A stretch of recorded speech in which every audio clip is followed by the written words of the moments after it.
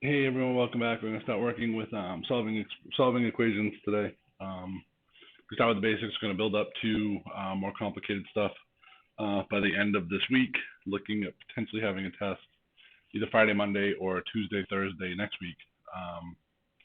Haven't quite got the time down yet of when it's gonna be, so just keep an eye on that, and I'll post updates as we go.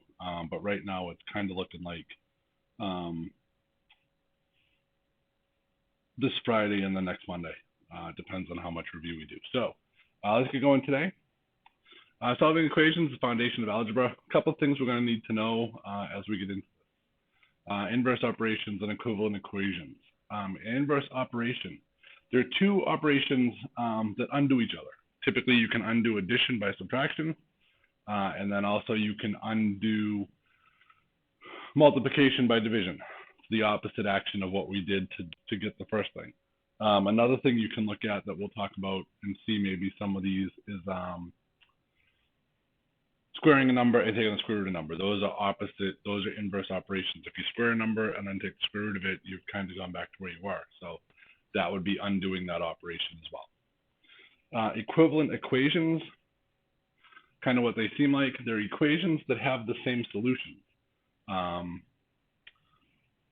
So it's something where we're going to kind of do some inverse stuff, but then we know that when we finish it, it's going to still have the same effect on each side of the equation. So don't worry about what we totally mean by that until we start getting into the examples, which you'll see. A couple of other things we need to know is properties of equality. In all of our solutions that we're going to be doing as we go forward here, basically going to be doing the same thing to each side of an equation. That's what we're talking about when we talk about the equalities. So we start with the addition property of equality. That means we're adding the same number to each side of the equation. So if we add 3 to the left side, we need to add 3 to the right side. That's going to keep our equation equal. It's going to keep our original statement equal. Subtraction property, same thing. We're subtracting the same number from each side of the equation. If we subtract 4 from the left, we need to subtract 4 from the right. We can't forget to do that or else we're causing problems with our solutions. Multiplication property, if we multiply one side of the equation, we have to multiply by the same number on the other side of the equation. Multiply the left by 5, we have to multiply the right by 5. That's going to keep us equal so that when all is said and done at the end, we're going to have the same numbers, the same answers. And then division, obviously, dividing the same, each side of an equation by the same number. We divide the right by 7, we're going to divide the left by 7. Has to work that way. We have to do that all through our stuff that we're working on now just to make sure that we're keeping our solutions equal. The left and the right side is equal. I'll show a couple ways to do some things as we go through it that might help you out, keep things in track and organized. All right, so examples. So we're going to use the addition and subtraction properties here to solve our equations. Our first example is x plus 7 equals 4. We see it's x plus 7. We're thinking addition property, but what we're actually doing is we're trying to solve everything. We're trying to get x by itself. So we're actually going to have to subtract. We're going to use the subtraction quality here, property. So we're going to subtract 7 from both sides because they told us to do both sides. So one thing you can do if you want to draw a line of the equal sign to remember opposite sides of our equation, it might help you to do that. I've seen other students, I'll rewrite this here. This is kind of what I do sometimes. We have equals 4. What I'm doing is I'm subtracting 7 from one side. I'm subtracting 7 from the other side. I make that equal so that I know I need to do it to both sides. So negative 7 equals negative 7. So I've subtracted from the same thing. So either of those works, whichever one's more comfortable for you. If you don't want to bring the equal side down, sometimes I do that as well. Just kind of quickly going through a problem, but we still have to do our stuff. So when we do subtract 7 from the left-hand side, the 7s are going to cancel. That's going to leave us with x on the left. 4 minus 7, remember, that's going to be negative 3 on the right. So we end up with our solution here is x equals negative 3. I kind of like bringing the equal sign now because then I know when I'm done, I have the equal sign there. I don't have to kind of rewrite it over the bar. So that's how I do it. Does that make sense to everyone? That we subtracted 7 from both sides because we're trying to get x by itself. That's the whole purpose of what we're doing in algebra is we're trying to get the variable all by itself on one side of the equal sign. It doesn't matter which sign you leave it on, which side of the equal sign you leave it on for me. You can leave it on the left, you can leave it on the right. I'm okay with either side. So then we have our next example, we have -4 in our equation. So we're actually solving this one using the addition property. We're adding 4 to both sides to start. My 4's cancel on the left, leaves me with an x. 7 plus 4 becomes 11. So that'll be our answer there, x equals 11. So we've kind of started out basics and simple. We're going to build up to, eventually we're going to have the whole range of order of operations that we have to kind of reverse out as we go through it, which I'll kind of show you as we get to that. That's probably going to be tomorrow. So just, that's what we're doing. Here's 4 examples for you to work on. We're just using addition to subtraction property, trying to get x by itself. So go through, try the 4 problems, and then enter your answers in the Edpuzzle, and then come back and check your work. Okay, so this is what you should have got for your answers. The first one was subtracting 7 from both sides. We're left with x equals 3. Second one, kind of going across the top. We add 11 to both sides, gives us y equals 6.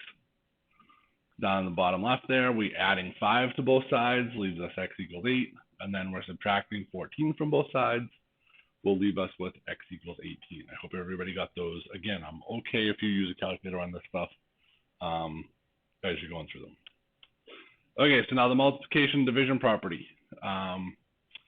Go through our examples. We're going to do division property first. We're multiplying our variable by a number. So to undo that multiplication, we have to divide. So we're going to divide both sides by -6.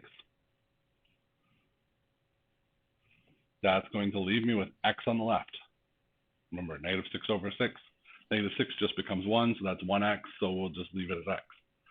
I divide 48 by -6, that's going to leave me with -8. That's our answer, x equals -8. Does that make sense to everyone? Okay. Division property, we have, actually now we're doing the multiplication property on this side because we're dividing our variable by a number.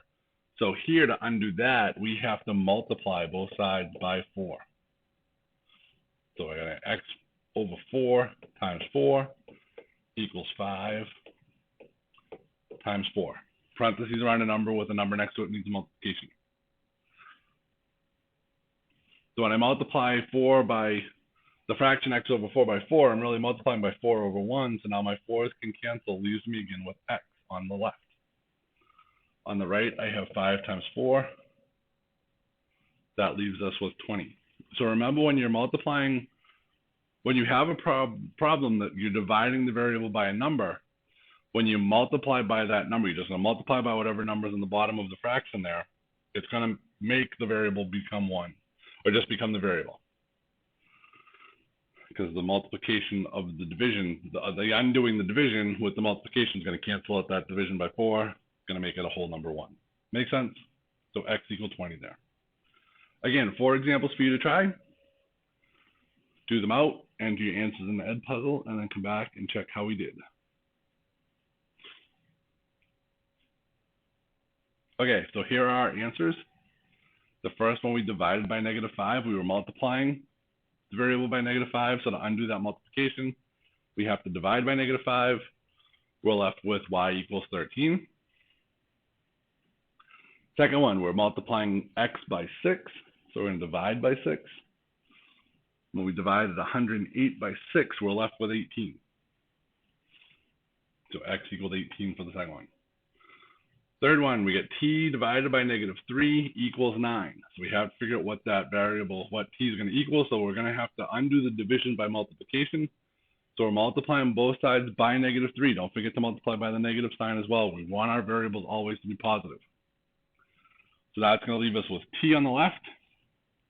9 times -3 on the right becomes -27. So that's our equation. That's our answer. T equals -27. And then the last one, we're dividing by -2. We're going to multiply both sides of our equation by -2. Leaves us with x on the left. -13 times -2. Remember, multiplying 2 negatives together creates positive. So that answer there is positive 26. So x equals 26. Again, is this making sense? So those were all what we call one-step equations. All we had to do was either undo the addition or the subtraction, we had to undo the multiplication division, we ended up with our variable by itself. The next step up in our difficulty chain, I guess you want to call it, is our two-step equations. We're eventually going to get up to 6, 7, 8, maybe 10-step equations to solve, but that's going to be a little bit further on down the unit, down parts of our algebra as we go forward. Right now, we're going to do 2 steps. So the whole purpose of what we're doing is we're going to use our inverse operations to get the variable by itself on one side of the equation. We may have to use 2 different steps. We'll have to do 2 different things. Again, we're still using the inverse operations to undo addition and subtraction, multiplication and division as necessary to isolate our variable. And we're going to do it in order. We're going to do addition and subtraction first. That's the first step when you're doing a 2-step thing, because we want to get the variable term by itself with the coefficient. So we keep that separated. Then you'll undo multiplication or division, and you'll end up with your answer. So, example. 3x minus 9 equals 9. Our first step, like I said, is to undo the addition and subtraction.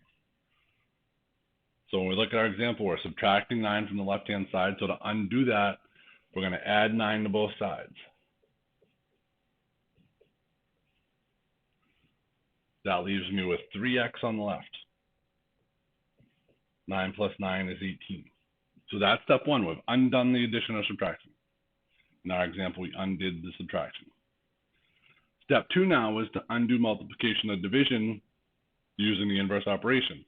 So we're multiplying x by 3, so to undo that, we're going to divide by 3. We're dividing both sides by 3 again because you have to do it to both sides. What that leaves us with is 3, or x equals 18 divided by 3 is 6. So that is step 3. Now when we finish, we should have the variable all by itself on one side of the equation, the equal sign. So we do, we have x equals 6. That's our solution. We're not going to go any further because we're trying to get the variable to equal something by itself, and we've done that. Does that make sense to everyone? So for the 2-step equations, even though I have a 3rd step there, our 3rd step is really just we have our final solution. The 2 steps we're looking at is the first 2, undo addition or subtraction, then undo the multiplication and division, then you have your answer. Here's some, again, 4 problems. They're similar to the ones we did before. So 4 problems, work through them, enter your answers in the Edpuzzle, and then come back and check your work.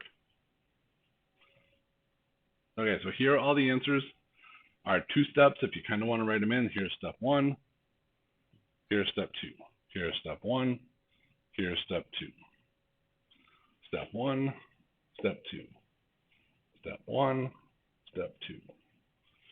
So we had to undo our subtraction first on the left one, the top left, so we added 35 to both sides, left us with negative 30 equals negative 5y. We ended up having to divide by negative 5. We ended up with y equals 6. Next one to the right, we're subtracting 54 from the left on the first one. So we're going to have to undo that subtraction by adding 54 to both sides. Left us with 6x equals 162. Divided by 6, we found out that x equaled 27. Third one, we're adding 27 to the left, so we have to subtract that to undo it. Subtract 27 from both sides, we're left with t over negative 3 equaled negative 18. We'll then have to undo that division by multiplying both sides by negative 3. We end up with t equals 54. And then the last one, we did the steps. Subtract 25 from both sides, multiply by negative 2, both sides. We end up with x equals 76. I hope that makes sense. It's all what we're going to work on today. That's all we get for our lesson. What I want you to do now is go out to Khan Academy. There are 2 quick quizzes. It's foundation stuff that we worked on last week before vacation. I just kind of want to refresh your memory on what that was. I think it's maybe 16 questions total between the 2 quizzes. You have as many cracks at it as you want. Try to get 100 on it. Again, it's just going to count as a class activity kind of thing rather than a full-on quiz. But just kind of go through it and make sure you get them right. If you haven't joined Khan Academy class, send me an email. and I will send you the link to join that. But you already should have gotten the link back to the start of the class, start of the school year, start of the semester, sorry, to do that. And then there is a homework sheet. There's a worksheet out on Google Classroom. It's 20 problems of what we just worked on, 1-step and 2-step equations. It's 20 questions, but it really shouldn't take you more than 15 minutes or so to do them. If it does do that, then definitely let me know, and we'll figure that out. And I will talk to everyone tomorrow.